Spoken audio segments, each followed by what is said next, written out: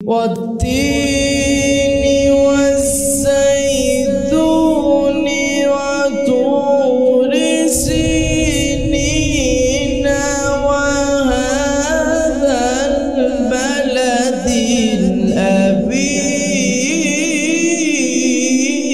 الأمين والتين والزيتون وطور سينين وهذا البلد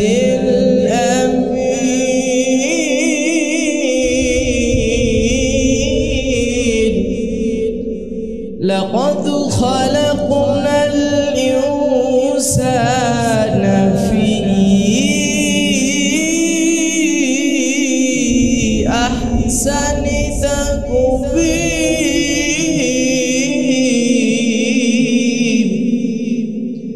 وقال النبي صلى الله عليه وسلم من صلى علي واحدة صلى الله عليه عشرا أو كما قال عليه الصلاة والسلام আমার একটা স্বপ্ন পূরণ করা আমার একটা স্বপ্ন পূরণ করা ও দয়াময় তোমার পথে চলতে গিয়ে মরণ যেন হয় তোমার পথে চলতে গিয়ে মরণ যেন হয় আমার একটা স্বপ্ন পূরণ করা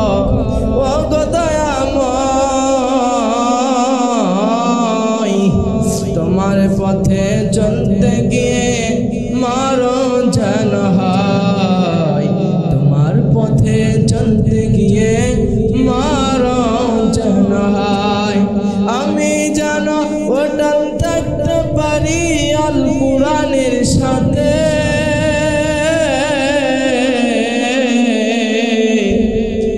আমি যেন অটল থাকতে পারি আল কুরআনের সাথে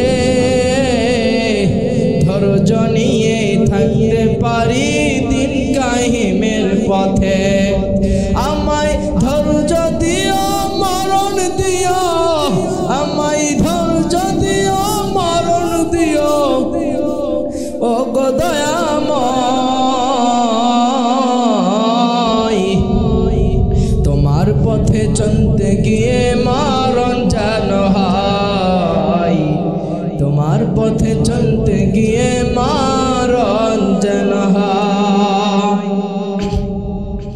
আলহামদুলিল্লাহ সমস্ত প্রশংসা সে মহান মুনিবের জন্য যে আল্লাহ রাব্বুল আলামিন আপনাকে আমাকে হাজার হাজার মানুষ থেকে লক্ষ লক্ষ মানুষ থেকে আল্লাহ রাব্বুল আলামিন আপনাকে আমাকে এই মজলিসে মাহফিলে আল্লাহ পাক আপনাকে আমাকে বসাইছেন এই জন্য সকলে একবার অন্তর থেকে কালিমা শুকর আদায় করি আলহামদুলিল্লাহ মানবতী সাইয়্যিদুল মুরসালিন রাহমাতাল লিল আলামিন যাকে সৃষ্টি না করলে আসমান জমিন আজকে মোহাব্বতপুরে মাহফিল কিন্তু মাহফিলই হচ্ছে কিন্তু মোহাব্বতপুরের মানুষ নাই কারণ মানুষ হবে ওই সময় যখন পোলাও খাওয়া সম হবে তখন মানুষ আসবে সামনে বছর আমি বলে গেছিলাম যে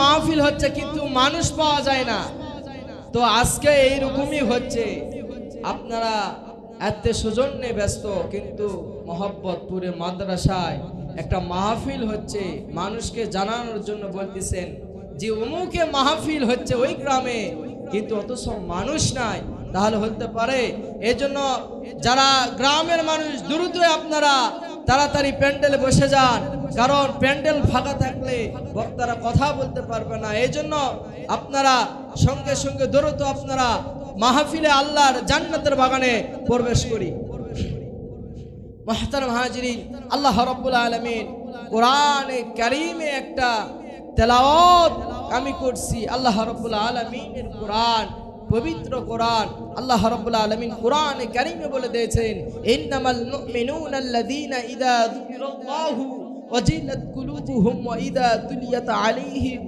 আয়াতুহু জাদাতুহুম ঈমানাও ওয়া আলা রাব্বিহিম ইয়াতাওয়াক্কালুন। আল্লাহ রাব্বুল আলামিন বলেন যে ঈমানদার তো তারাই যারা আল্লাহ রাব্বুল আলামিনের কথা শুনে, আল্লাহ রাব্বুল আলামিনের যখন কোন একটা আল্লাহ রাব্বুল আলামিনের শব্দ শুনে তখন তাদের অন্তরগুলো ভীত হয়ে যায়। আর যখন কোরআন কারীমের একটা আয়াত শুনে থরথর করে বাঘের বাচ্চার মতো, অন্তরের মতো, শরীরের মতো, হিংসুকের মতো তাদের অন্তরে ঈমানের বৃদ্ধি পায়। বলুন না জোরে সুবহানাল্লাহ। তাহলে কোরআনের কারীমের যখন কোন একটা আয়াত মানুষের, কোরআনের কারীমের যখন কোন ব্যক্তি একটা আয়াত যদি শুনে, আল্লাহ রাব্বুল আলামিনের কোরআনের কারীমের আয়াত শোনার কারণে ওই বান্দার অন্তরে ঈমান বৃদ্ধি পায়। বলুন না জোরে সুবহানাল্লাহ।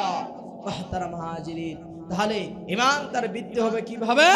ঈমান বৃদ্ধি হবে ওইভাবে যখন আল্লাহর কোরআনের একটা আয়াত যখন তার কথা তার কানে যখন আসবে তার অন্তরে ঈমান বৃদ্ধি পায়। এই জন্যই নাম বলা হয়েছে ঈমান। ঈমান শুধু মুখে জবান দিয়ে বললে ঈমানদার হওয়া যায় না। মুসলমান ভাইরা, ঈমানদার তো তাইকেই বলা হয়, ঈমানদার ওই ব্যক্তিকে বলা হয়, ঈমানদার তাকে বলা হয় যে শুধু মুখে বললে ঈমানদার বলা যায় না। কারণ শুধু মুখে মুখে ঈমানদার বললে ওই ব্যক্তি ঈমানদার কখনো হতে পারবে না। কারণ মুখে মুখে যদি কালিমা পড়ে তা ওই ব্যক্তি কালিমা কিন্তু যদি পড়ে কখনোই মুসলমান হতে পারবে না। মুহতারাম হাজিরিন, ঈমানদার হতে গেলে তাহলে আপনাকে অন্তর থেকে আপনাকে শুকরিয়া আদায় করতে হবে যে আল্লাহ পাক এক, আল্লাহর পরে আর কেউ নাই, আল্লাহর সঙ্গে শিরক করা যাইবে না। আর কোন ব্যক্তি যদি শিরক করে আল্লাহর গোলাম তাহলে ওই ব্যক্তি সঙ্গে সঙ্গে কাফের হয়ে যাবে। এই জন্য ঈমানদার হতে গেলে আপনাকে সর্বপ্রথম আল্লাহকে বিশ্বাস করতে হবে। আর বিশ্বাসটাই হচ্ছে সর্বশ্রেষ্ঠ বিশ্বাস, আর বিশ্বাসের নামই হচ্ছে ঈমান। বলুন না জোরে সুবহানাল্লাহ। মুহতারাম হাজিরিন, ঈমানদার তো একে বলা হয়। কেমন ঈমানদার? ঈমানদার বলতে কি বোঝায়? ওগো আল্লাহর গোলামরা, ঈমানদার বলতে ওই ঈমানদার বোঝা যায়। আবু হানিফা রাহমাতুল্লাহ আলাইহির সঙ্গে একটা ঘটনা ঘটে গিয়েছিল। হযরত আবু হানিফা রাহমাতুল্লাহ আলাইহি একবার এক খ্রিস্টানের মজলিসে চলে গেলেন। এমনটা সময় আবু হানিফা রাহমাতুল্লাহ আলাইহি বলতেছেন, এ খ্রিস্টানরা, আল্লাহ এক, আল্লাহর সঙ্গে শিরক করা যাবে না। তোমরা আল্লাহকে মানো না কে জন্য? মুসলমান ভাইরা, খ্রিস্টানরা বলল, এ আবু হানিফা রাহমাতুল্লাহ আলাইহি, আপনি কিভাবে বুঝেন আল্লাহ? আমরা কখনো আল্লাহকে স্বীকার করতে পারি না। একটু জিকির করি, সুবহানাল্লাহ, আলহামদুলিল্লাহ, লা ইলাহা ইল্লাল্লাহ, সুবহানাল্লাহ, আলহামদুলিল্লাহ, লা ইলাহা ইল্লাল্লাহ। ভাইজান বহু দূরে মদিনা, ভাইজান বহু দূরে মদিনা, আমরা কেমনে যাব জানি না। দয়া কর দয়ার আল্লাহ, দয়া কর দয়ার আল্লাহ, উরাও মনের বাসনা, লা ইলাহা ইল্লাল্লাহ। ভাই জোরে জোরে বলেন, লা ইলাহা ইল্লাল্লাহ। আসিয়া খেলে প্রেমের খেলা ফেরাউন দেয় তার কত জ্বালা আসিয়া খেলে প্রেমের খেলা ফেরাউন দেয় তার কত জ্বালা আরশ থেকে আল্লাহ বলে আরশ থেকে আল্লাহ বলে খোলে দাও বেহেশতের তালা লা ইলাহা ইল্লাল্লাহ লা ইলাহা ইল্লাল্লাহ। আবু হানিফা রাহমাতুল্লাহ আলাইহি যখন তাদেরকে বললেন যে আল্লাহ পাক তোমরা স্বীকার করে নাও আল্লাহর গোলামরা, এমনটা সময় খ্রিস্টান বলল না আমরা আল্লাহকে কখনোই আমরা আল্লাহ সাবরা বিশ্বাস করতে পারি না। আবু হানিফা রাহমাতুল্লাহ আলাইহির সঙ্গে সঙ্গে বলা হলো খ্রিস্টান আর আবু হানিফাকে বলা হলো যে তোমাদের মধ্যে একটা বাহাস হয়ে যায়, যদি আল্লাহ থাকে আবু হানিফা তাহলে তুমি আমি বুঝে নিব যে আল্লাহ এক, তাহলে সঙ্গে সঙ্গে তোমার হাতে হাত রেখে আপনার মুসলমান হয়ে যাব। বলুন না জোরে সুবহানাল্লাহ। আবু হানিফার সঙ্গে খ্রিস্টানরা বললেন যে তোমার সঙ্গে বাহাস করব, যদি বাহাসের মধ্যে যদি তুমি জিতে যাও যে আল্লাহ পাক এক, তাহলে আমরা তোমার হাতের হাত দিয়ে আমি কালিমা পড়ব। বলুন না জোরে সুবহানাল্লাহ। মুহতারাম হাজিরিন, তাহলে আবু হানিফা এইভাবে তাদেরকে এই খ্রিস্টানদেরকে 72কে এই মানুষজনকে যারা পথভোলা মানুষদেরকে তাদেরকে ঈমানের পথে নিয়ে আসছিলেন, এমনটা সময় আবু হানিফা রাহমাতুল্লাহ আলাইহির সময় এরকম ঘটনা ঘটে গেছিল। আবু হানিফা বলতেছেন হ্যাঁ আল্লাহ এক, এটাই আমি তোমাদেরকে বিশ্বাস করাবো। আবু হানিফা রাহমাতুল্লাহ আলাইহির সঙ্গে সঙ্গে বাসায় চলে গেলেন, একটা নির্ধারিত সময় দিলেন। আবু হানিফা রাহমাতুল্লাহ আলাইহি বললেন আমি এমনটা সময় আসবো রে, এমনটা সময় আসবো তোমরা বসে থাকবা, আমরা বাহাস করব। সময় হয়ে গেল, খ্রিস্টানরা বসে আছে, আবু হানিফা রাহমাতুল্লাহ আলাইহি কোনো খবর নাই। ওই আবু হানিফা কই গেছে? খ্রিস্টানরা হাসি কত ঠাট্টা কত ফাজলামি করেছে যে আবু হানিফা হাইরা গেছে, এই কারণে তারা আসতেছে না।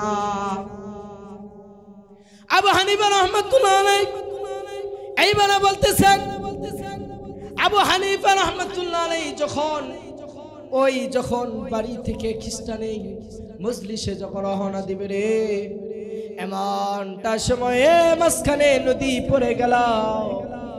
আবু হানিফা রাহমাতুল্লাহ আলাইহি এইভাবে দেরি করতে করতে খ্রিস্টানের মধ্যে চলে আসলো। খ্রিস্টান বলতেছে আবু হানিফা তোমার সঙ্গে বাহাস করব না। আবু হানিফা বলতেছেন কেন? খ্রিস্টান বলতেছে তোমার সময়ের কোনো দাম নাই, কারণ একটা নির্ধারিত সময় আসলো, এই সময়টা তুমি ব্যতিক্রম করে তুমি কে জন্য আসলে? আমরা জিতে গেছি যে আল্লাহ নেই। নাউজুবিল্লাহ, বলেন নাউজুবিল্লাহ। লিল্লাহি তাকবীর, জোরে বলেন লিল্লাহি তাকবীর। মুহতারাম হাজিরিন, এমনটা সময় আবু হানিফা কিভাবে আল্লাহ আছে তাদেরকে খ্রিস্টানকে বুঝাইলো, এমনটা সময় খ্রিস্টানরা কালিমায় হাত রেখে মুসলমান হয়ে গেছে। সুবহানাল্লাহ। আবু হানিফা রাহমাতুল্লাহ আলাইহি এমনটা সময় চলে আসলেন, সময় ব্যতিক্রম করে আবু হানিফা রাহমাতুল্লাহ আলাইহি বলতেছেন নো খ্রিস্টান ভাইরা রে, শোনো আমি কি জন্য দেরি করে এসেছি, কারণ আমি এই জন্য দেরি করে এসেছি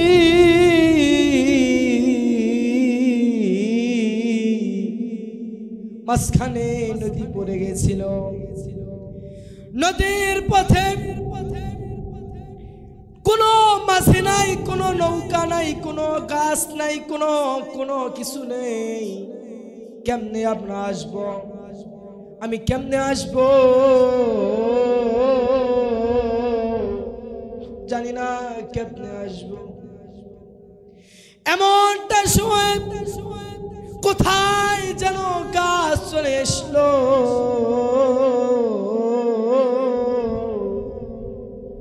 গাছটা এসে সঙ্গে সঙ্গে পড়ে গেল, গাছটা কেটে পড়ে গেল।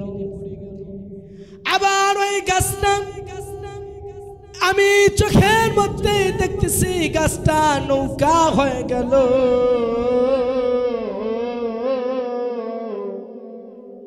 নৌকা হয়ে যাওয়ার পর আমি সঙ্গে সঙ্গে নৌকার উপর উঠে আমি তোমাদের মাঝে চলে আসলাম। কেমন যেন নৌকা নাই, গাছ নাই, কেমনে কেমনে যেন হয়ে আসলো। খ্রিস্টানরা আবু হানিফা রাহমাতুল্লাহ আলাইহি বলতেছেন, কেমনে কেমনে নৌকা হয়, কেমনে কেমনে গাছ হয়, কেমনে কেমনে মাঝে হয়। তুমি তো একটা পাগল আহম্মক, কেন তুমি এতগুলো পাগলগিরি করো?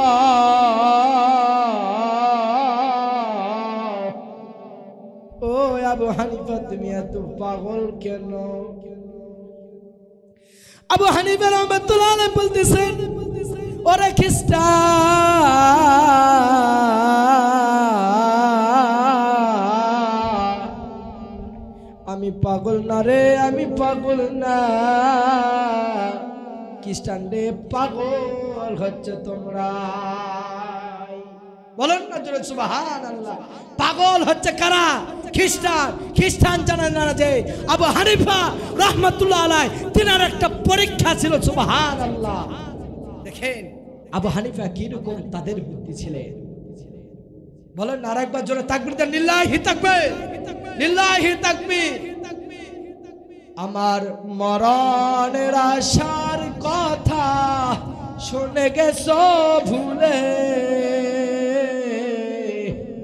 আমার মরণের আশা গেছো তোমরা ভুলে।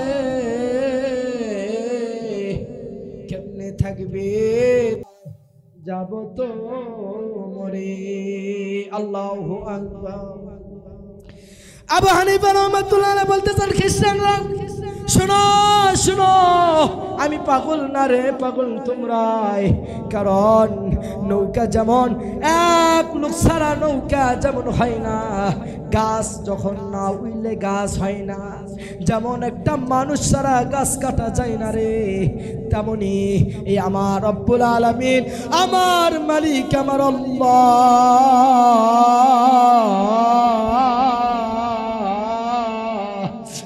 আল্লাহ দুনিয়াতে আছে। আমার আল্লাহ জমিন বানাইছে, আসমানটা বানাইছে, আমার আল্লাহ গাছটা বানাইছে। ও খ্রিস্টান, তোমাদেরকে আল্লাহ বানাইছে। ও খ্রিস্টান রে, তোমাদের ছেলে মেয়ে যা হয়েছে আল্লাহ বানাইছে। যেমন এমনি এমনি কোনো গাছ হয় না, যেমন এমনি এমনি নৌকা হয় না, তেমনি এমনি এমনি আসমান জমিন হয় না। জোরে জোরে বলুন না আল্লাহু আকবার। এমনি এমনি আসমান জমিন কি হতে পারে?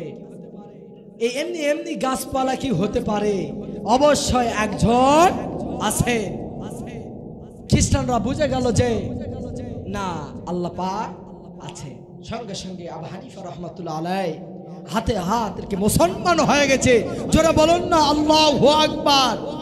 মুসলমান ভাইরা, এই দেশে, এই জমিনে, এই বাংলাদেশে এমন নির্যাতন, এমন বেঈমানি করা হচ্ছে, মানুষদেরকে এমন ঠকানো হচ্ছে, কারণ মানুষরা কোন পথে যাবে, কোন ইমামের কাছে যাবে, কোন ইমামের কাছে যাবে, কোন মুয়াজ্জিনের কাছে যাবে, মানুষ পথ ভোলা হয়ে গেছে। এখন মলবি দূরত্ব লাগে যাচ্ছে, এক আলেমকে দেখতে পাচ্ছে না, এক মুয়াজ্জিনকে দেখতে পাচ্ছে না, এক নেতাকে দেখতে পাচ্ছে না, এক বিদেশিওয়ালাকে দেখতে পাচ্ছে না। এই দুনিয়াটা এমন হয়ে গেছে, এই দুনিয়া এমন বিচ্ছিন্ন হয়ে গেছে, এই দুনিয়াটা মনে হচ্ছে একটা জঙ্গলখানা। কথা বলুন না জোরে, ঠিক কিনা? মুহতারাম হাজিরিন, দুনিয়াটা যদি সৌন্দর্যবান হয়, এই দুনিয়াতে এই দেশে যদি চোর বাটপার যদি এইগুলো যদি সরাতে হয়, তাহলে আল্লাহ রাব্বুল আলামিনের কোরআন থেকে একটা আয়াত আল্লাহ রাব্বুল আলামিন নাযিল করে দিয়েছেন, ওয়াসারিকু ওয়াসারিকু ফাকতউ আইদিয়াহুমা জাযাআম বিমা কাসাবা নাকালাম মিনাল্লাহ ওয়াল্লাহু আজিজুন হাকীম। আল্লাহ রাব্বুল আলামিন বলছে, চোর যদি ধরা পড়ে তাহলে চোরের হাত কেটে দাও, জন্নি যদি ধরা পড়ে জন্নির হাত কেটে দাও, তাহলে তোমাদের এই দুনিয়া, তোমাদের দেশ ঠিক থাকবে। কথা বলুন না জোরে, ঠিক কিনা? মুহতারাম হাজিরিন, তাহলে এই দুনিয়াতে চোর ডাকাত বাটপার যদি তাদেরকে যদি সরাতে চান, তাহলে আল্লাহর কোরআন আইন চালু করতে হবে কি না? আল্লাহ কোরআন আইন চালু করতে হবে কি? হবে। মুসলমান ভাইরা, তাহলে আবু হানিফা রহমাতুল্লাহ আলাইহি তাহলে কেমন তিনার বুদ্ধি ছিলেন? মুহতারাম হাজিরিন, আল্লাহ রাব্বুল আলামিন কোরআনে কারিমে বলে দিলেন, ইয়া আইয়ুহাল্লাযীনা আমানু কুতিবা আলাইকুমুস সিয়ামু কামা কুতিবা আলাল্লাযীনা মিন ক্বাবলিকুম লাআল্লাকুম তাত্তাকুন। জোরে জোরে বলুন আল্লাহু আকবার। আল্লাহ রাব্বুল আলামিন বলে দিলেন, ইয়া আইয়ুহাল্লাযীনা আমানুত্তাকুল্লাহ, ইয়া আইয়ুহাল্লাযীনা আমানু কুতিবা আলাইকুমুস সিয়াম। হে ঈমানদারগণ, তোমাদের উপর আমি সিয়াম ফরজ করে দিয়েছি, কামা কুতিবা আলাল্লাযীনা মিন ক্বাবলিকুম লাআল্লাকুম তাত্তাকুন।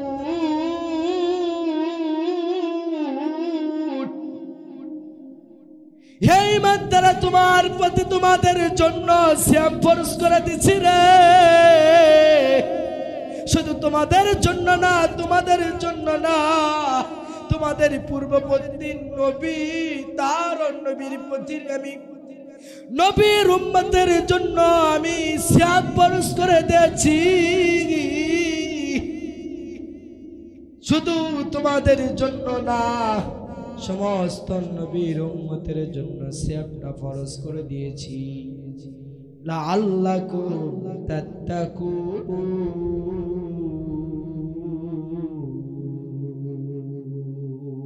আল্লাহু আকবার। যারা বলেন আল্লাহু আকবার। যাতে করে তোমরা হেদায়েত হতে পারো। কেমন হেদায়েত, কেমন হেদায়েত, কেমন মুত্তাকিন ওয়ালা বলা যায়, কেমন মুত্তাকিন বললে আমি মুত্তাকি,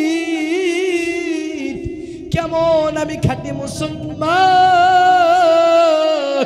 কেমন আমি খাঁটি মুসলমান।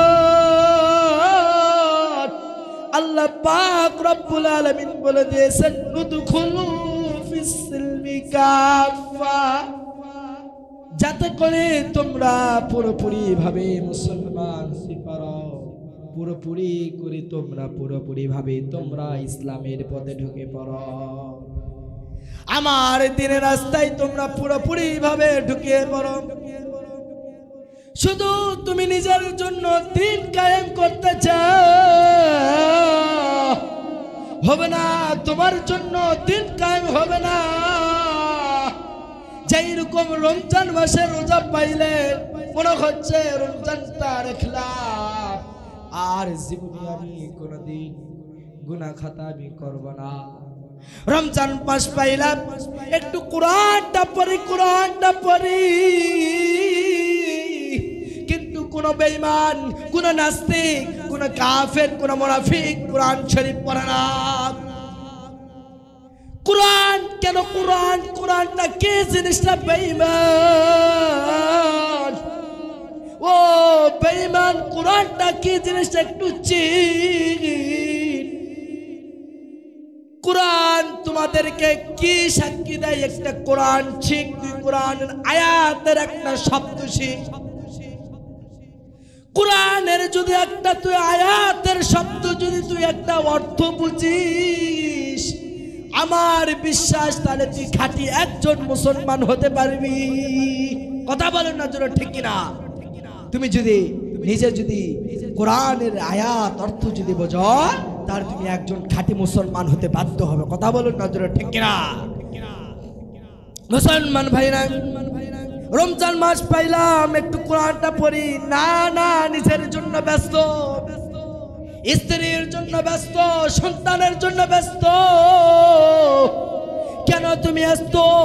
কেন তুমি এত বাহাদুর করো? কেন তোমার কোনো চিন্তা নাই যে আমার মরণ হবে?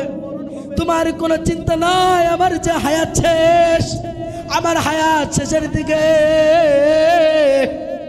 আমার যখন আমার মায়ের গর্ভে থেকে আমরা যখন বের হয়ে গেলাম মায়ের গর্ভে থেকে, আমরা বাচ্চা ছিলাম, বাচ্চার থেকে 5 বছর হয়ে গেল, 10 বছর হয়ে গেল, 15 বছর হয়ে গেল, 20 বছর হয়ে গেল। তারপরে বিয়ে করলাম, বিয়ের পর সন্তান হয়ে গেল। মায়ের গর্ভে তো আমরা সন্তান ছিলাম। এরপর আমরা 10 বছর 20 বছর হয়ে গেছে, তারপর আমরা বিয়ে করিলাম, বিয়ের পর সন্তান হয়ে গেল।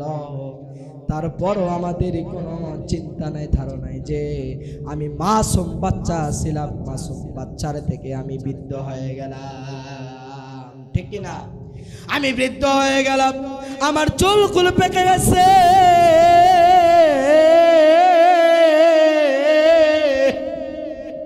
আমার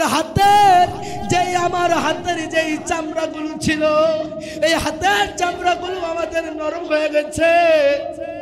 এই আমাদের পা ছিল, পায়ের চামড়াগুলো নরম হয়ে গেছে, আমাদের সব কিছু নরম হয়ে গেছে।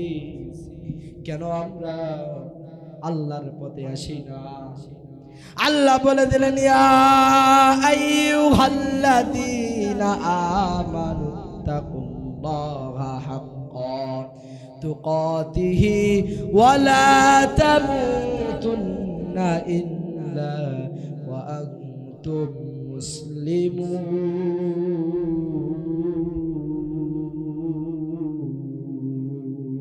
জোরে জোরে বলুন না আল্লাহু আকবার। আল্লাহ পাক বলে দিলেন, ইয়া আইয়ুহাল্লাযীনা আমানু তাকুল্লাহা হাক্কা তুকাতিহি ওয়া লা তামুতুন্না ইল্লা ওয়া আনতুম মুসলিমুন।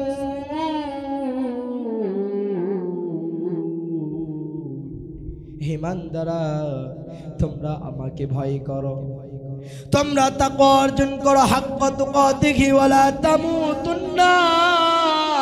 তোমরা পুরোপুরি মুসলমান না হইয়া তোমরা কখনো তোমরা কবরে, আমার কবরে এসো না। জোরে বলুন আল্লাহু আকবার।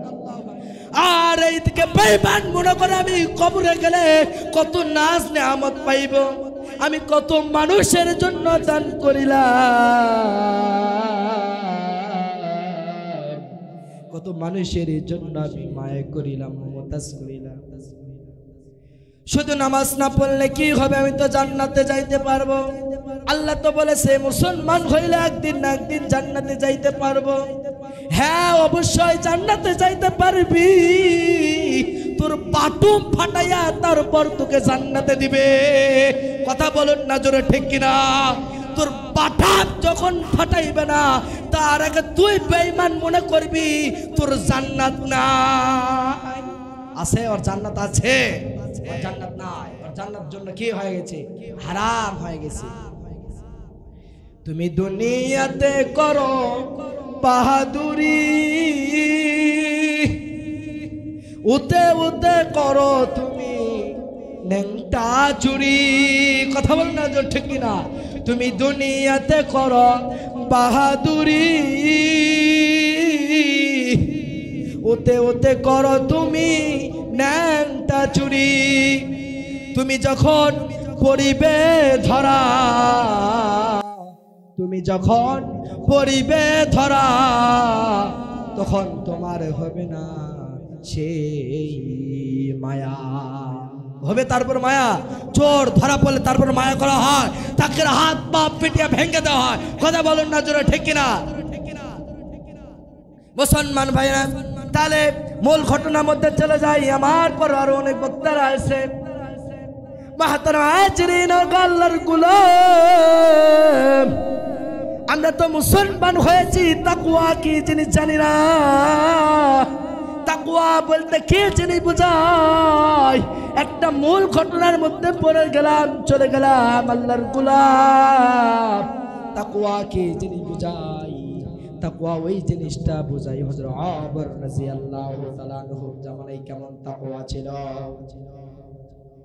হযরত ওমর রাদিয়াল্লাহু তাআলা আনহুর জামানায় ওমর এমন একজন রাগী মানুষ,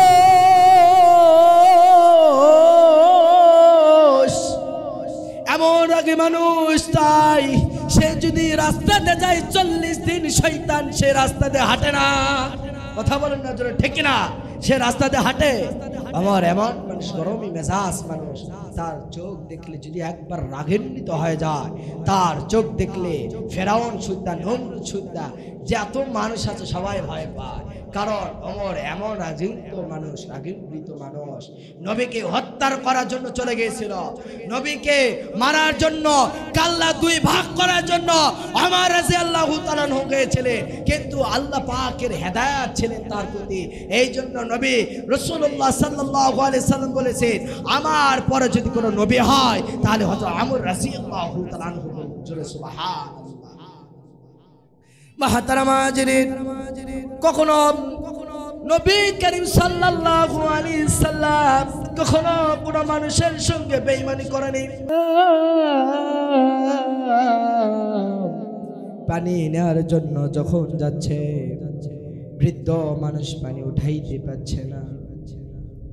দেখেন নবীর উম্মতের জন্য কত মায়া, কত ভালোবাসা, কত মহব্বত।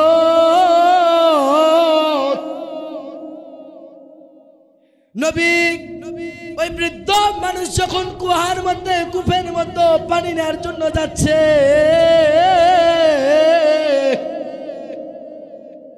এমনটা সময় নবী রাসূলুল্লাহ সাল্লাল্লাহু আলাইহি ওয়াসাল্লাম, আপনার আমার নবী, প্যারে নবী, যে নবী তায়েফের ময়দানে রক্তাক্ত হয়, জমিনের মধ্যে পা দিয়ে জমিনে রক্ত পড়তেছে, সঙ্গে সঙ্গে জিবরাইল এসে বলে, ইয়া রাসূলুল্লাহ, ইয়া হাবিবাল্লাহ, ওগো রাসূল আপনি একবার বলেন, আপনি একবার মুখ দিয়ে জবান দিয়ে উচ্চারণ করেন, এদেরকে আমি এই জমিনটা 2 ভাগ করিয়ে দিব, তাদের হাড় চুরমুর হয়ে বিচ্ছিন্ন হয়ে যাবে। নবী করিম সাল্লাল্লাহু আলাইহি সাল্লাম বললেন, ও জিবরাইল,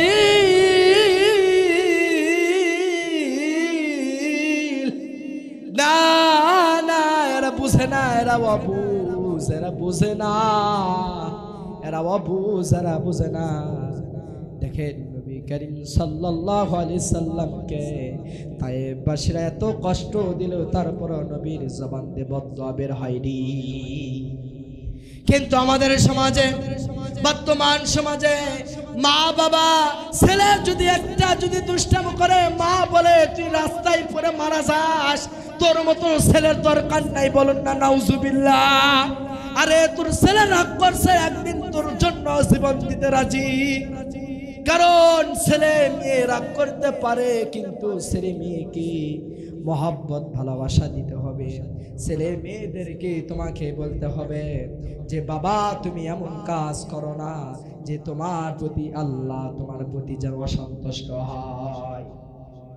মহাতারাম হাজিরিন, সময় শেষের দিকে ঘটনা মনে পড়লাম। হযরত ওমর রাদিয়াল্লাহু তাআলা আনহু কেমন মানুষ ছিলেন।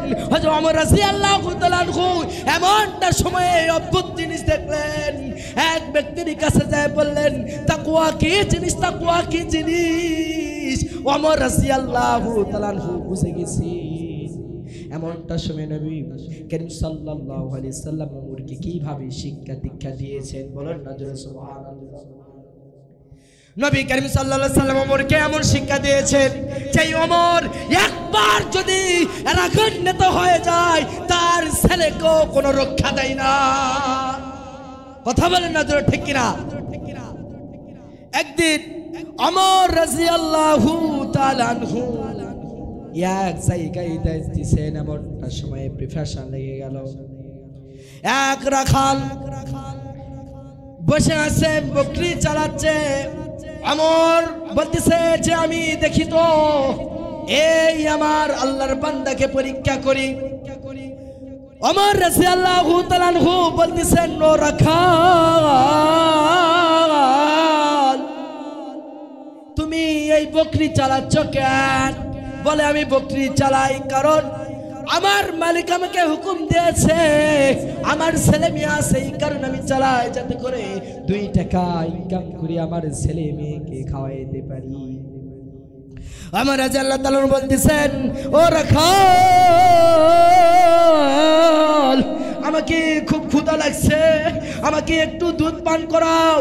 ওই রাখাল সঙ্গে সঙ্গে বলতেছে, ব্যক্তি, তোমাকে আর আমি দুধ পান করাবো না, কারণ আমার দুধ পান করাতে হলে আমার মালিকের দরকার। মালিককে হুকুম দিলে আমি তারপর তোমাকে আমি দুধ পান করাইতে পারবো। ওই ব্যক্তি ওমরকে চিনতে পারেনি। এমনটা সময়ে হযরত ওমর রাদিয়াল্লাহু তাআলা আনহু বলতেছেন, আচ্ছা তুমি দুধ না পান করাও, আচ্ছা তুমি এই ছাগলটা তুমি আমার কাছে বিক্রি করে দাও। যদি তুমি ছাগলটা বিক্রি করে দিতে পারো তাহলে তোমার এই ছাগল বিক্রি করার কারণে তোমার মাসে যে 10,000 আর একদিনে একটা ছাগল যদি বিক্রি করতে পারো তাহলে 40 দিরহাম তুমি পেয়ে যাবে। তোমার 2 মাস থেকে আর তোমাকে কাজ করতে হবে না।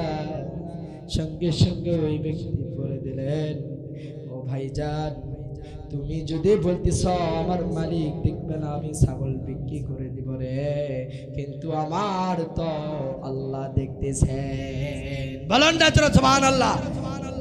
আমার এই দুনিয়ার মালিক যদি না দেখে, কিন্তু একজন দেখেন, তিনি কে? একজন, তিনি দেখেন আমার আল্লাহ। আমার আল্লাহ দেখেন, আমার আল্লাহ সব কিছু দেখেন। ঘুমিয়ে যদি যাই আমার আল্লাহ ঘুমাই না, আমরা যদি খাইতে বসি আমার আল্লাহ খাই না। আমার আল্লাহ এমন এক আল্লাহ যে আল্লাহ ছাড়া কাউকে যদি শিরিক করে আপনার সঙ্গে সঙ্গে কাফের হয়ে যাব। মুসলমান ভাইরা, তাহলে তাকওয়া কি জিনিস আমরা বুঝে নিলাম। তাকওয়া ওই জিনিস, তাকওয়া বলতে কি বোঝায়? তাকওয়া বলতে ওইটাই বোঝায় যে অন্তরে যে ব্যক্তি আল্লাহর ভয় থাকবে তাহলে ওই ব্যক্তি একজন খাঁটি মুত্তাকিনওয়ালা হতে পারবে। বলুন না জোরে সুবহানাল্লাহ। তাহলে তাকওয়া জিনিস আমরা বুঝে গেলাম। তাহলে তাকওয়া আমরা তো অর্জন করতে পারবো তো ইনশাআল্লাহ? বলেন, জোরে বলেন, তাকওয়া অর্জন করতে পারবো তো ইনশাআল্লাহ? তাকওয়া যদি অর্জন করতে হয়, যদি আমার নবীকে গালি দেওয়ার কোনো ব্যক্তি যদি থাকে, তাদেরকে পরিত্যক্ত করে, তাদেরকে জিহ্বা টানিয়ে, তাদের জীবন ছিনিয়ে নিয়ে, আমার বাবা যদি নবীর বিরুদ্ধে হয়, আমার বাবাকে ত্যায্য করেন, আমার নানা আমার দাদা 14 গোষ্ঠীকে ত্যায্য করেন, আমার সমাজকে ত্যায্য করেন, আমার দেশকে ত্যায্য করেন, আমার জেলাকে ত্যায্য করেন, আমার নবীর বিরুদ্ধে যাই কথা বলবে তাদেরকে জিহ্বা টেনে বের করে দেব। কথা বলেন না জোরে, ঠিক কিনা?